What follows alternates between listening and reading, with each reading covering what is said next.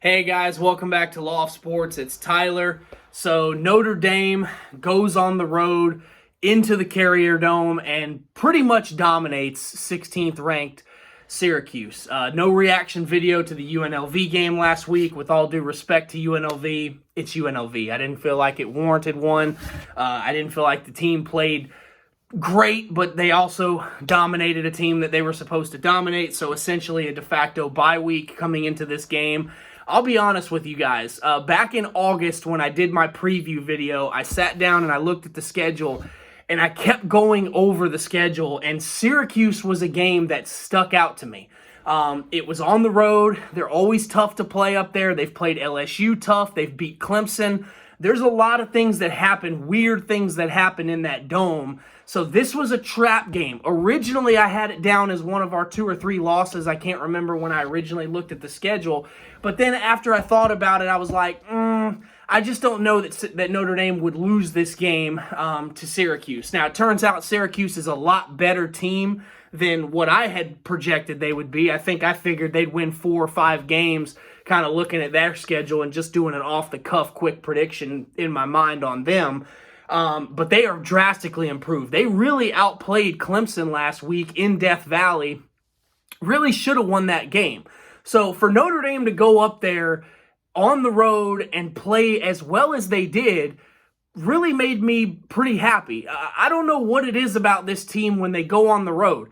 Our best performances this year have been away from South Bend. Ohio State on the road. Obviously lost that game, but played pretty well. Kept it very respectable and actually looked like we belonged on the same field with Ohio State for 4 quarters. Then we come home and lose to Marshall. We play atrociously bad against a pretty bad Cal team, pull out a win. Then we go on the road to Chapel Hill, an hour up the road from where I live. I'm at the game. We looked really good against a pretty good North Carolina team. And then, we come back, or then we go on the road to de facto home game, but it was away from South Bend against Vegas, against a tough, physical BYU team, and we beat them. We find a way to win. We dominated the game, kind of let them back in, all that stuff, but we end up winning the game against a pretty formidable BYU team. Then we come home and we lose to Stanford inexplicably. We don't play that great against a pretty inferior UNLV team. And then we come out here against a red-hot Syracuse team, and we look like a completely different team than we did a couple weeks ago against Stanford, or even that last week against UNLV. I don't know what it is, but it seems like when the team is on the road, it's a business trip.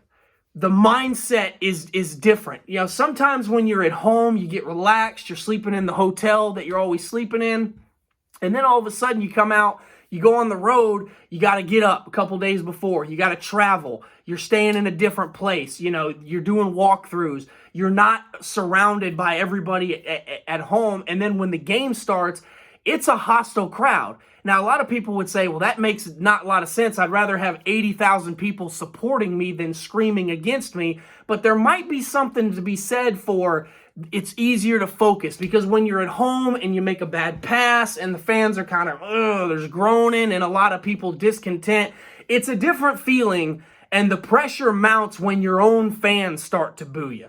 When your offense can't get the ball moving, or you're missing tackles, and the crowd is groaning and booing at at their own supporting cast.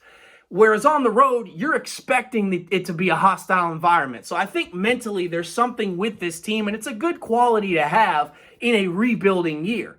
Now let's just talk about the Syracuse game for a minute here. Obviously, the game starts off with an electric pick 6 by the defense. Great scouting report to squat on that route and jump it and take it to the house. Then we kind of get in this mode where we're floundering around. We moved the ball all over Syracuse. We just lined up and said, hey, we're bigger, stronger, and faster than you. And this is what I have been begging Notre Dame to do against Stanford, against Marshall, against other teams. And we did it against Carolina, we did it against BYU, and we did it against Syracuse. So I think that we were like, look, we're going to go out there and we're just going to hammer. Now, as good as the running game was, The outside running game was limited, but to Syracuse's credit, they're a fast, smaller defense, so they're better on the perimeter. We dominated between the tackles, which we should dominate Syracuse more years than not, being offensive line U like we want to proclaim ourselves. If we're going to call ourselves offensive line U or one of the offensive line U's, we've got to go out there and run the football against, let's be, not to be disrespectful to Syracuse, but a middle-of-the-road Power 5 team. They're not Clemson. They're not Tennessee or Ohio State. They're a team that rises up every 4 or 5 years and trips somebody up. They might win 8 or 9 games in what they would consider a really good year. So this is what Notre Dame should be doing to teams like Syracuse most years. Obviously, there's going to be exceptions where we're not as good or they're better than expected, and maybe this was one of those years, but we still overcame that. So my biggest takeaway from today, other than the offensive line and the running backs eating, defense played pretty well. Again, pick six and a block punt. It's hard to beat somebody when you get a defensive and a special teams touchdown. Non-offensive touchdowns. Alabama is like 25-0 under Nick Saban or some ungodly stat when they score a non-offensive touchdown. So those are such a huge part of a game. They're game-changing plays. They're electric plays. I think we've blocked like 4 or 5 punts already this year, which is insane. The special teams coach deserves a raise. Foskey blocked 2 last week against UNLV by himself. He's been having some better games. The defensive line played well. The corners played well. We did knock their quarterback out of the game, but I thought we did a pretty good job. It got a little dicey there again in the second half. Very similar to the BYU game. We come out there, we jump all over them, we get a huge lead, and then the next thing I know, early in the fourth quarter, it's a 1-score game, and they're driving to take the lead or tie the game. Defense steps up, forces a pick, similar to the BYU game where we got the stop. Here the defense forces an interception. We go down, we punch in with Estime, get a 3-and-out, block the punt, game over, shut the lights off, let's go home. So overall, I'm pretty happy. The only thing that I'm a little stressed about, I don't like calling college kids out individually because they're not professional athletes. They're not paid. I mean, I guess they are paid to some degree now, but the only thing that I'm frustrated with, I love Drew Pine. I loved him last year when he came in. I think he's got great spirit. I think he's a baller, and he wants to win for Notre Dame. And I love that, and I admire that. But you have to call it what it is sometimes. As much heart as the kid has, unfortunately, there are some physical limitations. He is a shorter quarterback. A lot of times when he gets in the pocket and the pocket kind of starts to collapse, he just doesn't have that feel, and because he's a little undersized, a lot of times the throwing lanes get taken away. There were a lot of batted balls. He forced a couple throws. He missed Mayer on a wide open out route early in the game on a 4th down play, or on a 3rd down play, and then we missed the 30-yard field goal right after. So things like that are kind of a rally killer, and they kind of stunt your momentum in a game. And against Syracuse, you can get away with that, but against a team like Clemson next week, you're going to have to make that throw. We beat Clemson 2 years ago because Ian Book played above himself, and I was hard on Ian Book for 2 years on this channel, 2 or 3 years, whatever it was, and I said he's so limited, he's a baller, but he's limited. But Ian Book that night against Clemson played his backside off, and if we're going to have any chance against a much better defensive front in Clemson, and we're not going to be able to pick up 8 yards a carry on, Drew is going to have to make that play. He's going to have to step up, and he can't spike it in the dirt 5 yards short of Mayer. He's going to have to look to get other receivers involved. Clemson is going to take Michael Mayer away. They're not going to let Michael Mayer beat them. So Styles or Lindsey or anybody else on this team that's not a running back or a tight end is going to have to step up. We're going to have to get some play from the wide receivers. The offensive line has been great this year. They have protected Pine. They have given the running backs big running lanes, but we're not going to be able to just line up and run it 40 times against Clemson. Drew is going to have to make some really good throws in tight windows. He's going to have to see that nothing's there, pull it down and run. Get 4 or 5 yards. Extend the play with your legs. You don't have to be Lamar Jackson. You don't have to be a generational quarterback. You just have to move the line. I'm a Kansas City Royals fan. We won a World Series a few years ago, like 6 or 7 years already now, by moving the line. We didn't get up and hit home runs all the time. It's great for the cameras and it's great for SportsCenter if you're the New York Yankees and you're hitting home runs all day long. But when you got guys that get up and just move the line, base hit, draw a walk, put the ball in play, force something.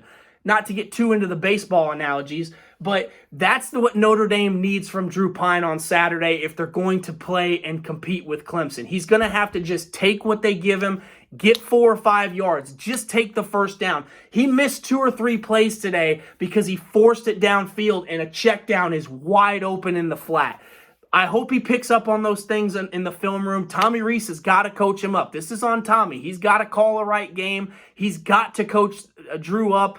I love Drew. He's playing his butt off for us, and I can't ask for any more for a young man that walked on, stayed with the program, didn't transfer when he probably had a right to after not winning the job against Tyler Buckner in fall camp. But the kid loves Notre Dame, and I can't ask for any more than that. But at the end of the day, if you're going to talk about being real and analyzing something and stepping back and taking your bias and putting it aside and taking your love for players and putting it aside, he is limited because he's not 6'5". And it's not fair to ask every quarterback to be built like Josh Allen, but the quarterbacks that are undersized, they have to be great with their feet or they have to make the right read. Kyler Murray, Baker Mayfield come to mind. Those guys are examples of, hey, it's not there, take off and run, or get outside the pocket, extend the play, and create a throwing lane because you can't just sit in the pocket when you're undersized and let balls get batted down. Clemson's going to know that. They're going to have their hands up. Dabo's going to have that D-line coach that if you don't get there, hands up, crowd the throwing lane. So it's going to be on Drew to have a big game. But guys, I really think Notre Dame can beat Clemson. Clemson has not impressed me at all this year. They were lucky to get out of Dodge against Syracuse.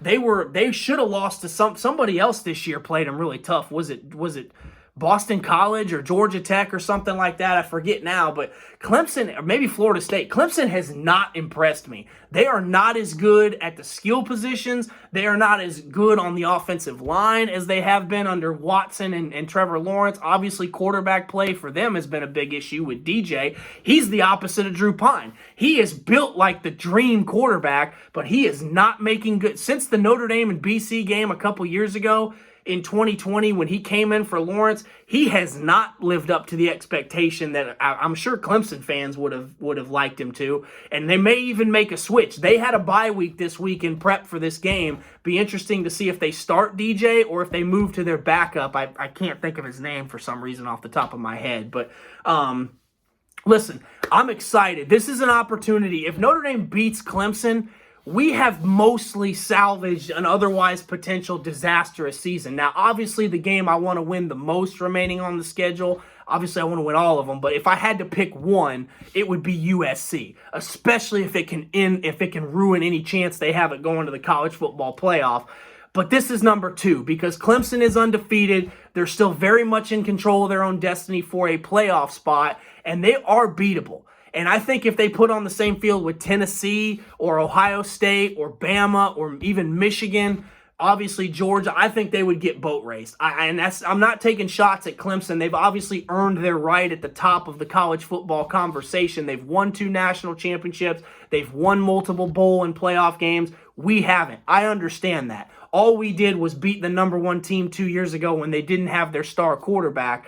That's about the most relevant thing Notre Dame has done in a long time. So I'm not trying to sit here and say that Clemson is not in a better spot as a program, but this is a big opportunity for Notre Dame. If we can beat them 2 times in a row, they're coming into our house, they're going to be ready to play. We need to match that energy. I think the crowd is going to be into it. Obviously, we become bowl eligible with this win, but we have a little higher aspirations with our remaining schedule than that.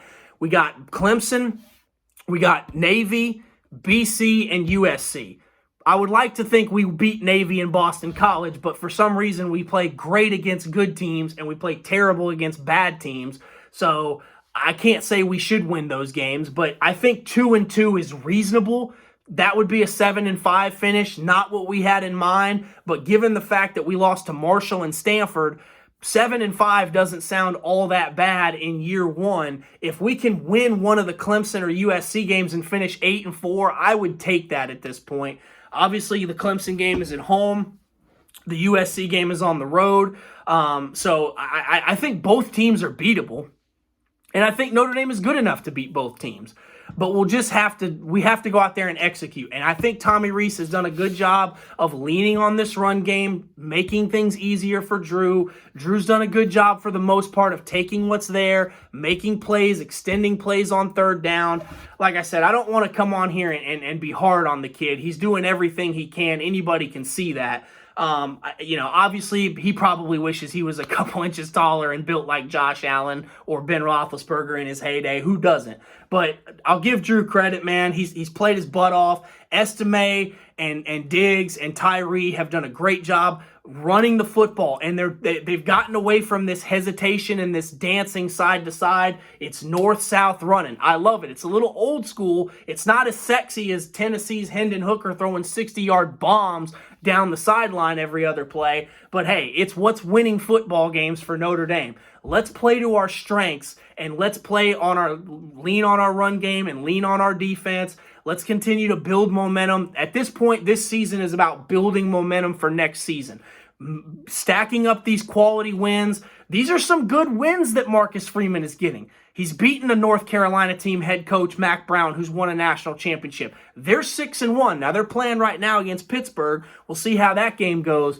But he's got a good win against North Carolina. He's got a good win against a veteran BYU coaching staff on a neutral field. He's now beaten a veteran Syracuse coaching staff. Dino Babers has been there 7 or 8 years already up there in Syracuse.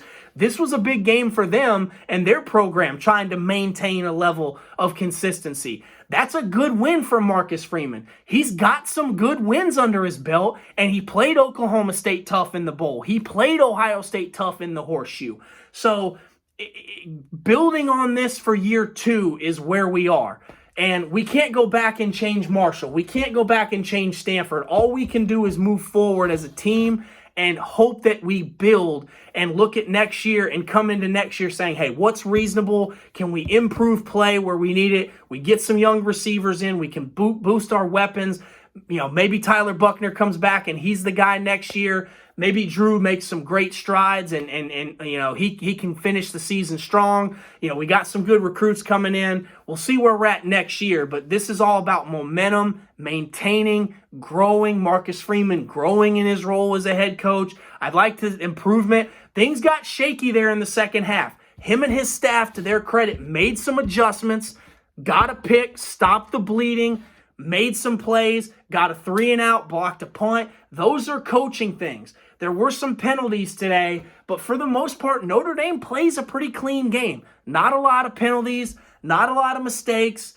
Turnovers are going to happen, but it's minimizing the damage when things do go wrong. And for the most part, I think Freeman is starting to grow a little bit as a head coach. He's learning how to be comfortable. He's learning when to be harsh on a player or when to coddle them and say, hey, next play, next play. It's an art. Being a head coach in college football is an art. There's recruiting. There's in-game, game flow, clock management. A lot of coaches, Les Miles was terrible at clock management. Great coach, but terrible at clock management. James Franklin is an amazing recruiter at Penn State. His in-game management is garbage. So many times is Penn State in a position to beat a team, just like today against Ohio State, and then they make a bonehead play. And that's not all on James Franklin, but some of that is just not putting your guys in a position to win. So recruiting, clock management, game flow, making adjustments in game, preparation and game planning and scheming, knowing when to go for it, knowing when to take the points, reading the game, reading how the energy of your team is. Is our defense a little off today? Maybe we need to go for it here and try to set a spark. Or, hey, our defense is playing good. This might be a dogfight. Let's just take the points and let's lean on our defense. Those are all things that, hey, it's hard to just roll out of bed and know all of that. Marcus Freeman is doing as much as he can, and he's growing in this first year as a head coach. We have to remember he's never done this before. This is a baptism by fire, and he's won some pretty good games against some pretty veteran coaching staffs and stable programs. Like I said, Dino Babers has been at Syracuse for a while. Mac Brown has been at North Carolina for a few years, and obviously was a coach at Texas and North Carolina before that forever. And BYU's coach has been there. David Shaw's been there. A lot of stability, and Marcus Freeman, in my mind, is growing. And I have all the confidence in the world that this team is going to continue to move forward in a positive direction. Let's go Irish. This is Tyler with Loft Sports signing off.